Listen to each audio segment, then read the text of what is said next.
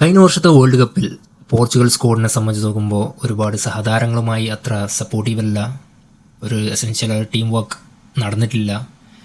അവസാന ഘട്ടത്തിൽ ക്രിസ്ത്യാനോ റൊണാൾഡോയെ കളിപ്പിച്ചില്ല എന്ന് പറഞ്ഞ വലിയൊരു കോൺട്രവേഴ്സിയൊക്കെ നടന്നൊരു വേൾഡ് കപ്പ് കൂടിയായിരുന്നു. ഒരുപാട് പരിഹാസങ്ങളൊക്കെ നടന്നതായിരുന്നു. പക്ഷേ ഈ പ്രാവശ്യത്തെ വേൾഡ് കപ്പിനെ സംബന്ധിച്ച് നോക്കുമ്പോൾ പോർച്ചുഗൽ സ്ക്വാഡിനെ സംബന്ധിച്ച് നോക്കുമ്പോൾ വളരെ നല്ല ഡെപ്തുള്ളൊരു സ്ക്വാഡാണ്. നല്ല ഒരുപാട് റീപ്ലേസ്മെൻറ്റ് ചെയ്യാൻ പറ്റില്ല, ഒരുപാട് ക്വാളിറ്റി ഉള്ളൊരു പ്ലെയേഴ്സ് ഉണ്ട്.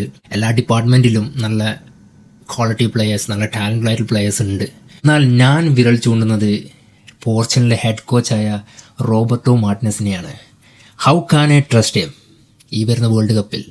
ഞാൻ ബേസിൽ പറയുന്നത് യൂറോ കപ്പ്, നാഷണൽ കപ്പ് ബേസിയാണ് ഞാൻ പറയുന്നത്. കാരണം ഇതിന് മുമ്പ് നടന്ന മാച്ചുകളിലൊക്കെ ഒരു ഏവറേജ് മാച്ചുകളാണ്. പുള്ളിക്കാരൻ്റെ കീഴിൽ പോർച്ചുഗൽ നടത്തിയ മത്സരങ്ങളിൽ മാച്ചുകൾ പെർഫോമൻസ് വെച്ച് നോക്കുമ്പോൾ ഒരു ആവറേജ് മാച്ച്.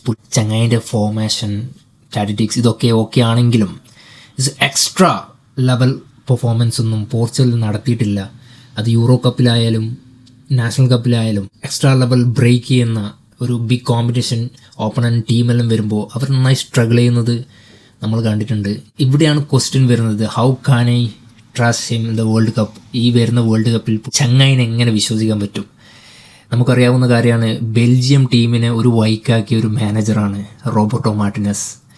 എന്തായാലും ഈ വരുന്ന വേൾഡ് കപ്പിൽ എങ്ങനെ ഹാൻഡിൽ ചെയ്യും, എങ്ങനെ യൂട്ടിലൈസ് ചെയ്യും പോർച്ചുഗൽ സ്ക്വാഡിനെ എന്ന് നമുക്ക് കണ്ടറിയേണ്ടതാണ്. നിങ്ങളുടെ അഭിപ്രായം പറയുക.